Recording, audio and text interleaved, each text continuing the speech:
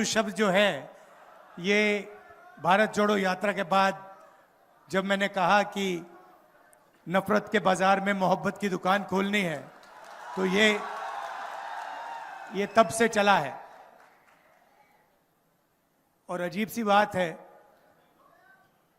क्योंकि ये बहुत जरूरी शब्द है, इसका सब लोग प्रयोग करते हैं, मगर राजनीति में ये शब्द गायब था।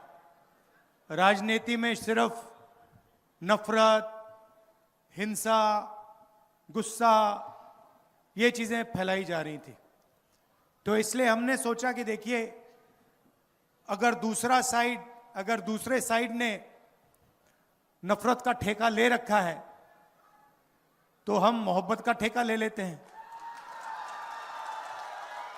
और उसमें फायदा भी है। क्योंकि नफरत को आप जानते हो, भाई भाई से लड़ता है, नफरत को नफरत नहीं काट सकती है। सही बात है, गलत बात है? कोई आपसे नफरत करता है, आप उससे जाके और नफरत करो तो बात नहीं कटती, मगर कोई भी आपसे नफरत करे और आपने उसे मोहब्बत दिखा दी, नफरत कट जाती है, खत्म हो जाती है। यह कांग्रेस पार्टी की सोच है, महात्मा गांधी जी की सोच है, अंबेडकर जी, फूले जी। महाराष्ट्र में तो लिस्ट है, अभी मैंने शुरू कर दिया तो मतलब 10-15 मिनट तो नाम लेने में लग जाएंगे। ये आपके खून में है। जब भी मैं यहां आता हूं, मैं आपको बताऊं, जब भी मैं आता हूं विदर्भ में कहीं भी, जैसे ही मैं महाराष्ट्र में आता हूं, आपके चेहरों पे, आपके दिल में कांग्रेस पार्टी की विचारधारा दिखती है। कहने की भी जरूरत नहीं होती, समझाने की भी जरूरत नहीं होती है। ये आप में नेचुरल है, डीएनए है, और ये नया नहीं है, ये हजारों साल से चल रहा है। ये हिंदुस्तान का संविधान है।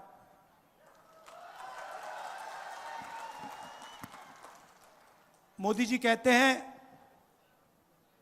कि लाल रंग वाला संविधान दिखा रहा हूं। मतलब इसके अंदर जो लिखा है, ये आजादी के समय की बातें नहीं है। मैं आपसे पूछता हूं, क्या इस संविधान में फूले जी की सोच नहीं है? अंबेडकर जी की सोच है? बुद्ध भगवान की सोच है?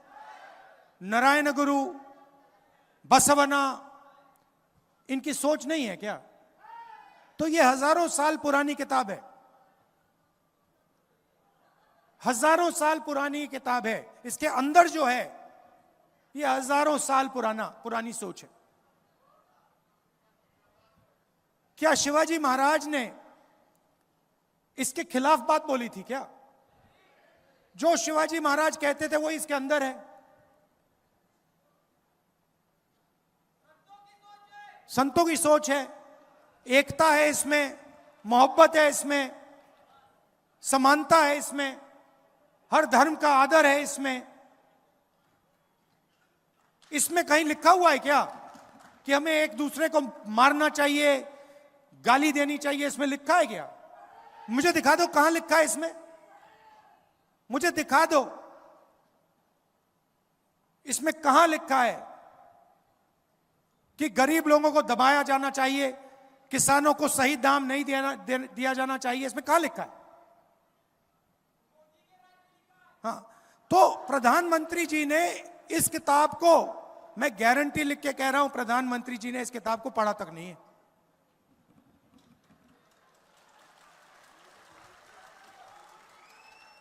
क्योंकि अगर प्रधानमंत्री ने यह किताब पढ़ी होती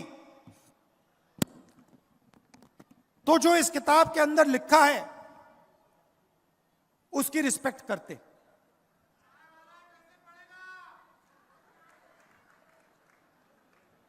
अब कॉन्स्टिट्यूशन से, संविधान से हिंदुस्तान की संस्थाएं निकलती हैं। इस किताब में लिखा है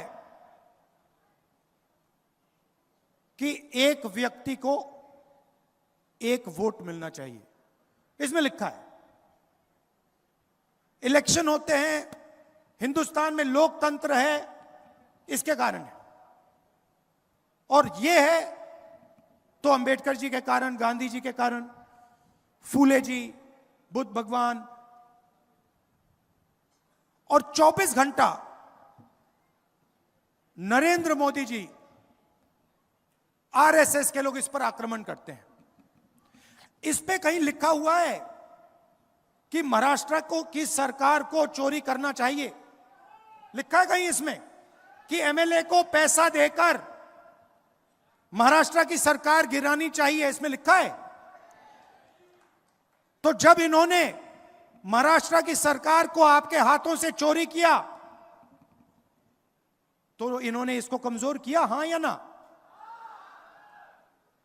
जब ये अपने लोगों को हिंदुस्तान की सारी यूनिवर्सिटीज में वाइस चांसलर बनाते हैं तो इसको ये कमजोर करते हैं, मजबूत करते हैं।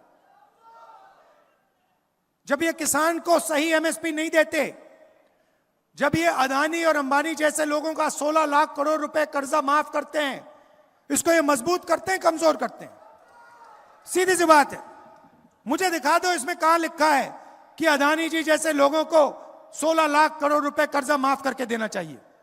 इसमें कहां लिखा है कि महाराष्ट्र से बड़े बड़े उद्योग लेकर दूसरे प्रदेशों में भेज देने चाहिए?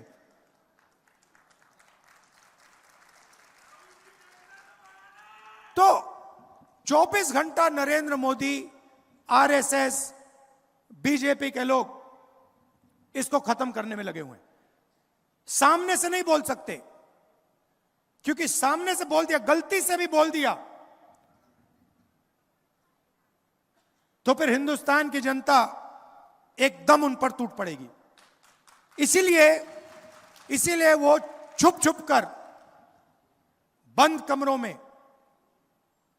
संविधान की हत्या करते हैं। क्या जब आपकी सरकार छीनी गई, जब विधायकों को करोड़ों रुपए दिए गए, उन्होंने वो काम बंद कमरों में किया या आपके सामने किया? बंद कमरों में किया ना।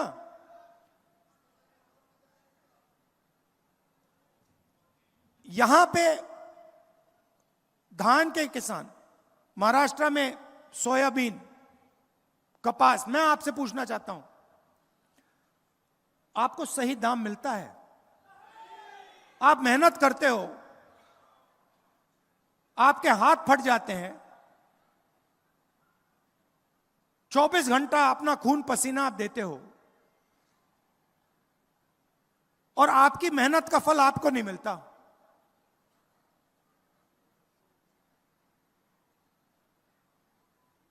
अदानी जी के हाथ नहीं फटते, मैंने हाथ कभी मिलाए नहीं है, मगर मैं जानता हूं बिल्कुल मुलायम मुलायम हाथ होंगे उनके।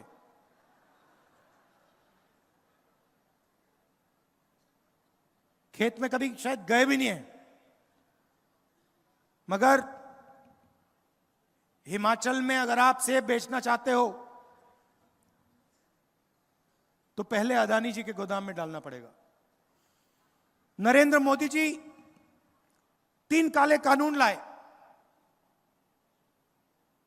देश में सारे के सारे किसान उसके खिलाफ खड़े हो गए और नरेंद्र मोदी भाषण में कहते हैं मैं तो ये बिल किसान के फायदे के लिए लाया था। अगर आप किसान का फायदा करने की कोशिश कर रहे थे तो किसान सड़कों पे क्यों उतरा? क्योंकि किसान जानता है कि आप किसान की कभी मदद नहीं करते हो। 16 लाख करोड़ रुपए आपने अरबपतियों का कर्जा माफ किया। मैं पूछता हूं नरेंद्र मोदी जी ने 10-11 साल में कितने किसानों का कर्जा माफ किया है? एक का नहीं किया है। सारा का सारा प्राइवेटाइज कर देते हैं। आस्ते आस्ते शुरू किया। पहले हिंदुस्तान के पोर्ट पकड़ा दिए, उसके बाद एयरपोर्ट, और अब 1 लाख करोड़ रुपए धारावी की जमीन अदानी जी के हवाले की जा रही है। और मीडिया में आपने सुना है क्या? मीडिया में आपने कभी, टीवी देखते हो, किसान का चेहरा देखा आपने टीवी पे? कभी टीवी पे आपने मजदूर को देखा है? कभी बेरोजगार युवा को चिल्लाते हुए देखा आपने?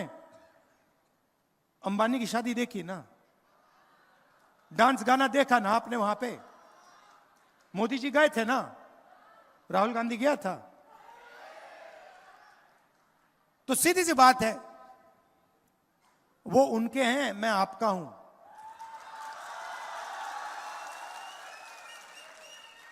और आप देख लेना, आज शाम को मीडिया में, अदानी अंबानी वाली मीडिया में, मेरा भाषण आपको 10 सेकंड के लिए दिखेगा, और फिर 23 घंटे नरेंद्र मोदी, नरेंद्र मोदी, नरेंद्र मोदी, नरेंद्र मोदी।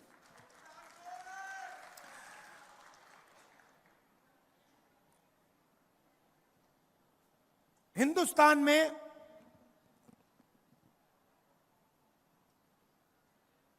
15% दलित आबादी है, 8% आदिवासी हैं। आप जानते हो पिछड़े वर्ग के लोग कितने हैं? 15% दलित, 8% आदिवासी। आप मुझे बता सकते हो कितने हैं पिछड़े वर्ग के लोग? कोई नहीं जानता। कोई कहता है 52, कोई कहता है 50, कोई कहता है 55। सब जानते हैं कि ओबीसी पिछड़ा वर्ग काफी है, मगर कितने हैं कोई नहीं जानता। आप ओबीसी को, दलित को